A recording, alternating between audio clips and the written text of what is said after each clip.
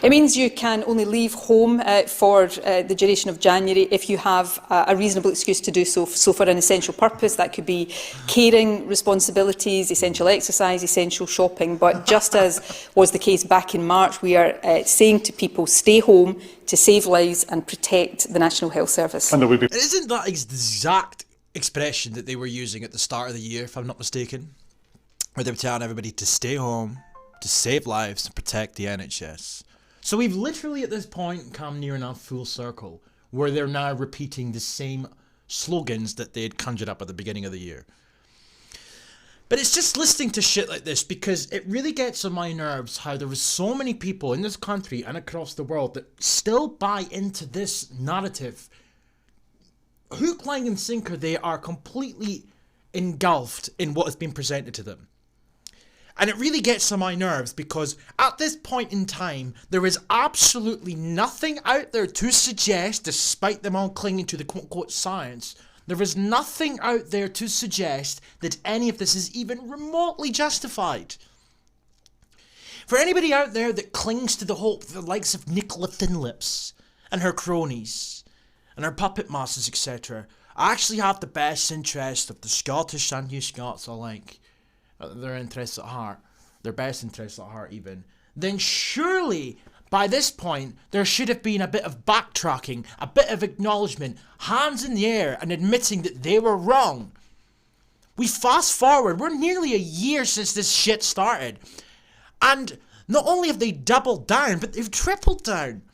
They're still acting as if this so-called deadly virus is in fact not so-called, but in fact definitely a deadly virus. And isn't it funny that they said for so long that we could not get back to normality because we needed a vaccine. Then the vaccine gets announced and introduced and rushed out, etc. Now all of a sudden there's a new variant. You're being told that you can't leave your house unless Nicola fucking Thinlips has deemed it essential, a reasonable excuse to leave your house. This is not about suppressing a deadly virus. This is tyranny. This is dictatorial. You are being told what you can and cannot do, who you can and cannot see, when you can and cannot say or see certain individuals, etc. It's ridiculous. This is fucking ridiculous. Pardon my French. But this has got to stop, and it's not going to stop until dickheads realise that this is not going to stop. People have this ridiculous notion, and I'm somewhat envious of their optimism, where they seem to think that we just need to do this for a bit longer. But think about what's happened. A couple of weeks of lockdown to flatten the curve and save the NHS and save lives turned into months of said lockdown. Then it turned into mandatory face masks. Then it turned into banning travel. You were only allowed into certain tiers by law, etc. And on top of this, while this was all coming into effect, they implemented a tier system. So now it's indefinite. And that needs to be stressed to people, that this is indefinite. There is no end to this. Even if you look at the tier system for Scotland, tier 0 doesn't even say normality. It says nearly normal. It's indefinite. And the point of this video isn't even actually for this video, this twat on the screen. It's because of an article that I read about half an hour ago. It literally is never ending. But I'll come to that. I haven't watched this video in full. Might as well. Penalties if you were caught. The fixed penalty notice scheme applies as it did back in March, but we don't want to rely on enforcement. We want to rely on the good sense of people and the collective national determination I think we still have to defeat this virus. We're in a And honestly, these people read scripts, and they parrot scripts, and the media endorse their scripts, and they all pretend that what's been said is absolutely apparently clear. But they're working alongside the likes of SAGE, which are all about behavioural insights, behavioural psychology, etc. They're trying to change people's behaviour. It's all about compliance. That's why they keep mentioning the words like compliance, but this sympathy, this guilt trip effect where they try to make out that people need to act on instinct, people have to do it right, you have to think about saving lives, etc. Never in your fucking life have you had to do that before, you know? You know, never in your life have you had to wander about and sanitize your hands every 25 seconds. Never in your life have you had to wear face masks ever to prevent spreading a virus, etc. Has anybody ever heard of an immune system? That's what happens. People pass back and forth bacteria, etc. and people sometimes sadly get ill. You know, I mean, this guilt trip shit. I mean, really?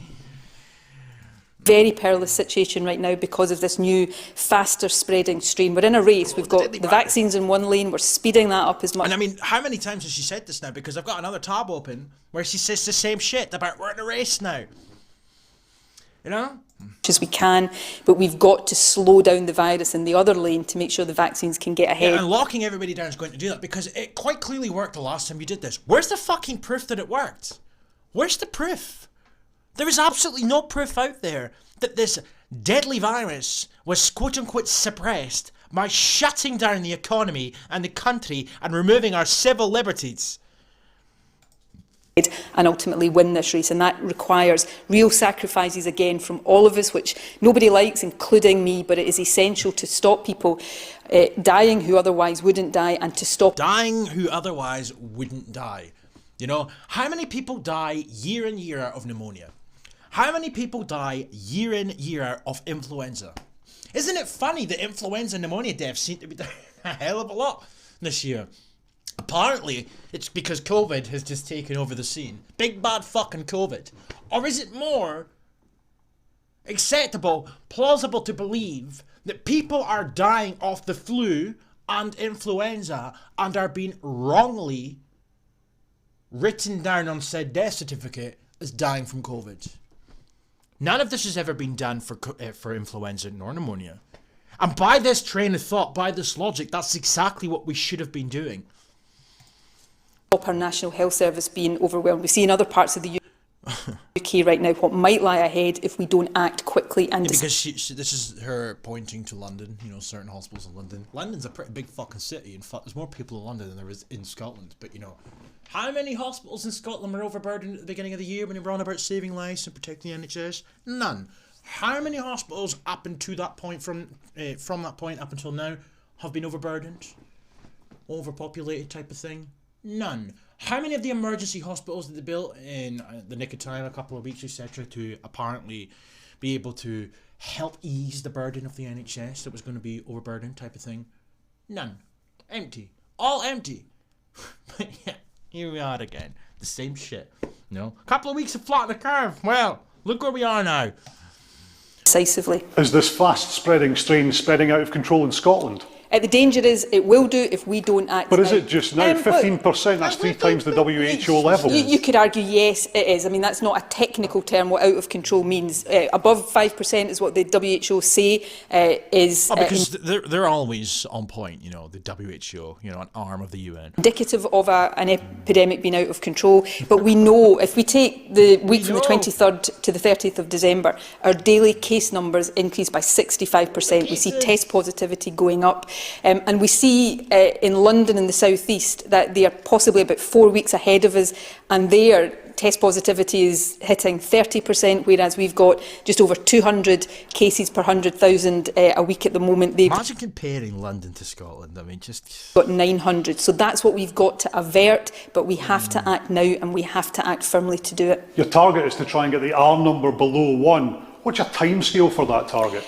Look, as quickly as possible. We know the life cycle of this virus. It takes 3 to 4 weeks for these measures to properly work because of the way the incubation period of it. Now, one of the unanswered questions about this new strain is whether it perhaps is a shorter incubation period, and that's one of the reasons it's spreading faster. We don't want these restrictions to be in place for any longer than necessary, but they are necessary right now. Our health service is under pressure, and we must stop it being overwhelmed so it can care for everybody who needs it. But you couldn't realistically open schools if it's well above that 1, could you?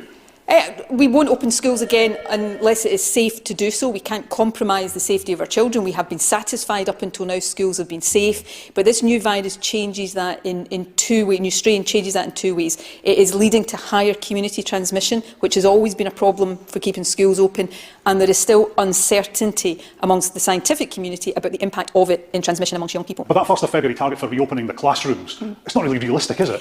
I hope it is realistic, but I'm just trying to be frank with but people. You hope it is? Well, look, I what do you can't. think? Well, what are the scientists advising Colin, you on I've that? tried, as you know, that it is not impossible, but we can't say for sure right now that it will be achievable. I've tried all along to be clear with people about the uncertainties of this, and I don't want to, insult people's intelligence by getting beyond our knowledge. I hope that is possible. We will review it again on the 18th of January. But the key point here is we've all got a part to play. If all of us, however much we regret it, accept and abide by these restrictions, we start to suppress community transmission again, and that creates the conditions for getting schools open again as quickly as... Yeah, see, there again, talking about behaviour. If we all just come together and we all do what Nicola Thinlips has told you to do. But a question I've asked in previous videos relating to this topic is quite simple, actually.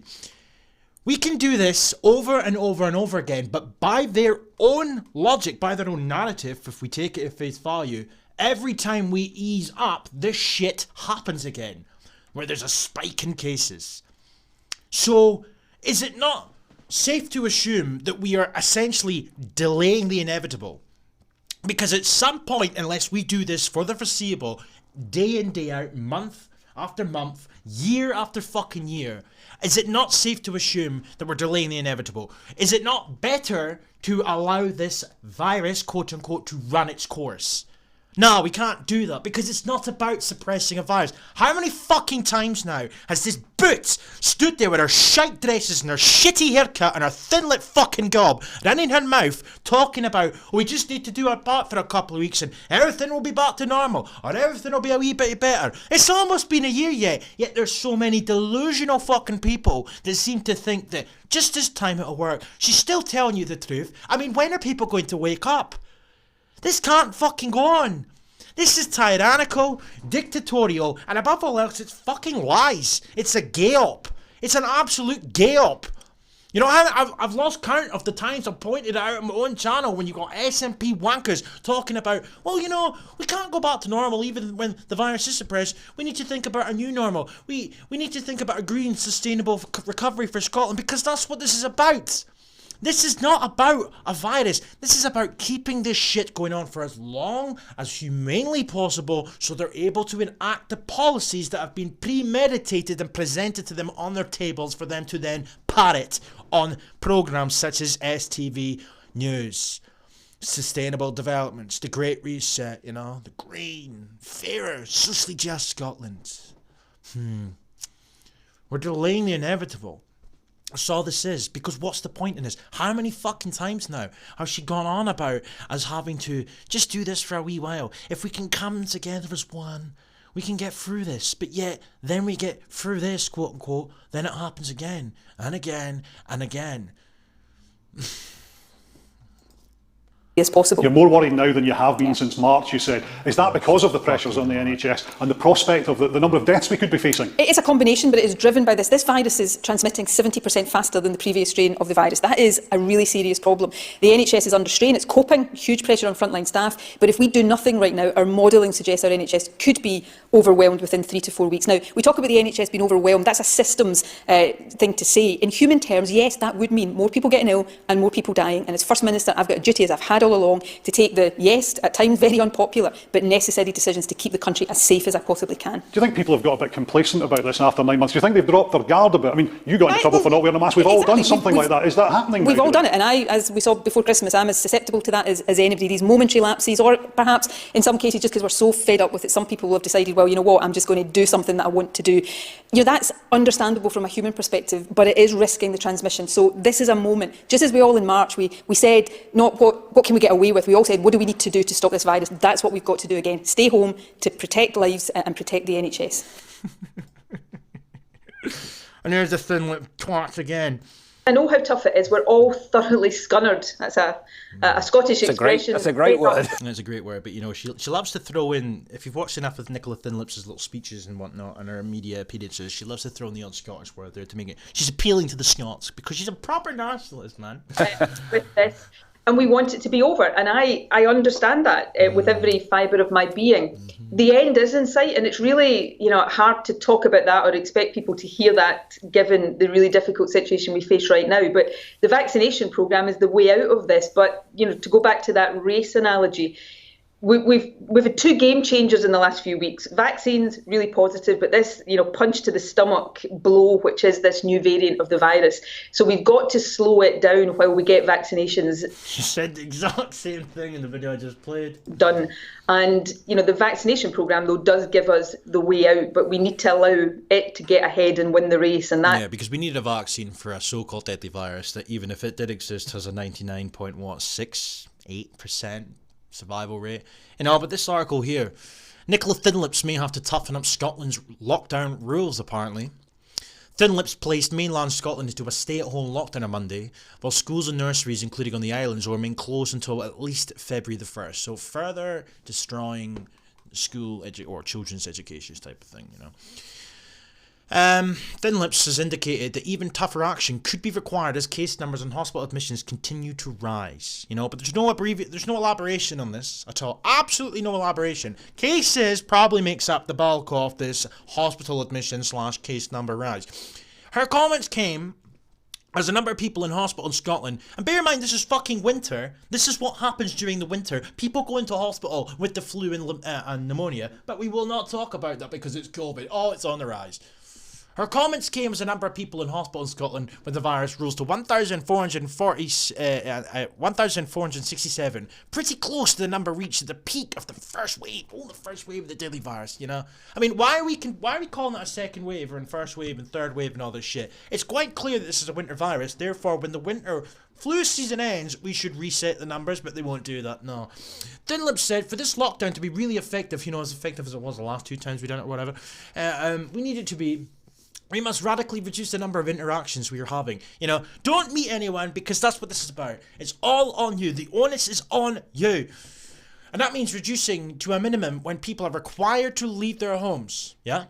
If we need to require more non-essential activities to close in order to achieve this, we will have to do that. This is a matter of ongoing review by the Rainbow Unicorn government.